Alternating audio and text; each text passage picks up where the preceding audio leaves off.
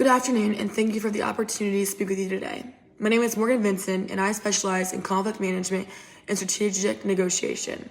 I'm here to offer a clear and political framework to help address the rising tension between FC Barcelona and La Liga. This approach is built around three key pillars: mutual interests, effective communication, and a commitment to long-term sustainability.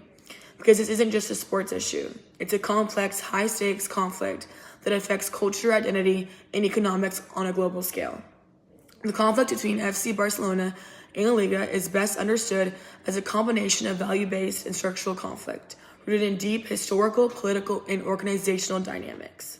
From FC Barcelona's perspective, the club has long represented Catalan identity, culture, and resistance, especially during Franco's dictatorship, when the Catalan language and nationalism were suppressed. The motto Més que un club reflects its symbolic role as a defender of Catalonia's unique heritage. The potential exclusion from La Liga if Catalonia were to gain independence threatens not only the club's competitive standing, but also its identity and emotional connection with its fan base. This places the club in a difficult position between its cultural obligations and commercial dependencies. From La Liga's perspective, the primary concern is maintaining the structural integrity and economic stability of the league. Catalonia's political instability and the possible exit of one of its most valuable clubs presents a threat to La Liga's national unity, revenue streams, and international reputation.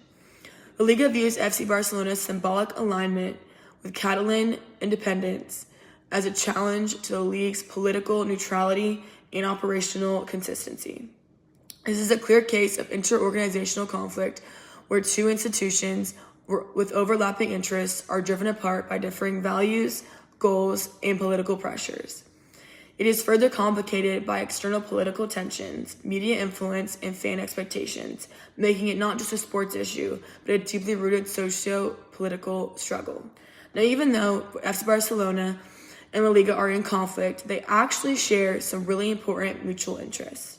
First, there is economic dependence. FC Barcelona is one of La Liga's most valuable assets. They bring in massive global viewership, sponsorships, and attention.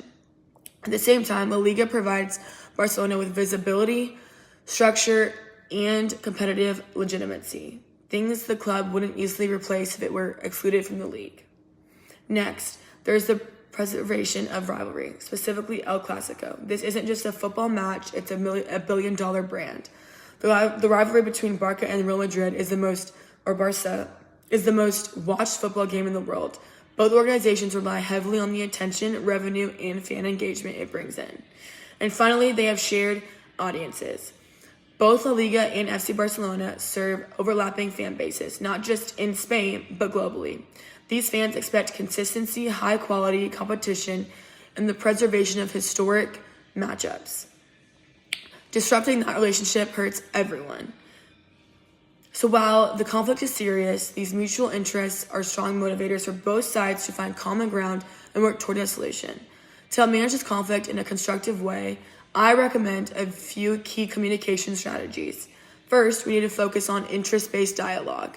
Instead of getting stuck in a debate about independence versus unity, both sides should shift the conversation to shared concerns. Things like financial stability, the reputation of the league, and making sure fans feel included no matter what.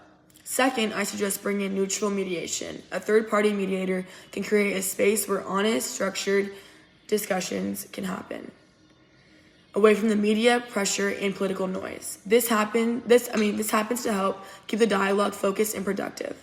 And finally, both parties need to practice active listening and careful framing. That means genuinely hearing each other out, showing empathy, and framing proposals in a way that highlights mutual benefit, not political wins or losses. These techniques create the foundation for a respectful, forward-thinking resolution process.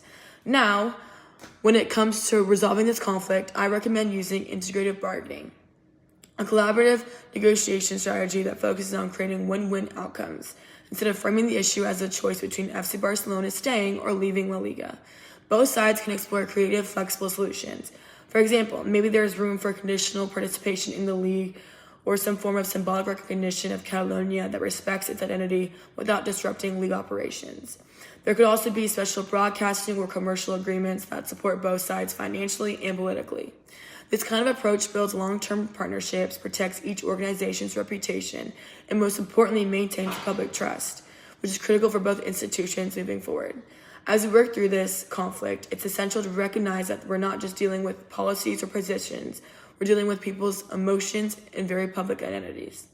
That means we have to be aware of a few key barriers that could complicate the process. First, there's the influence of political extremes. Nationalist and separatist groups may pressure both FC Barcelona and La Liga to take up uncompromising stances, making it much harder to find middle ground. Second, there's the weight of public image and media attention. With such high visibility, any misstep, real or perceived, can quickly lead to reputational damage, fan protests, or sponsor concerns. And finally, there's the issue of leadership bias. La Liga's president, Javier Tebas, has openly expressed support for Real Madrid and conservative policies or politics. That kind of public alignment could create a perception of unfairness, which makes neutrality in negotiations even more critical. To manage these risks effectively, both sides will need a confidential, neutral space for open dialogue, along with clear rules and boundaries to keep politics from overpowering the process. In closing, this conflict is about much more than football. It's about identity, unity, and global reputation.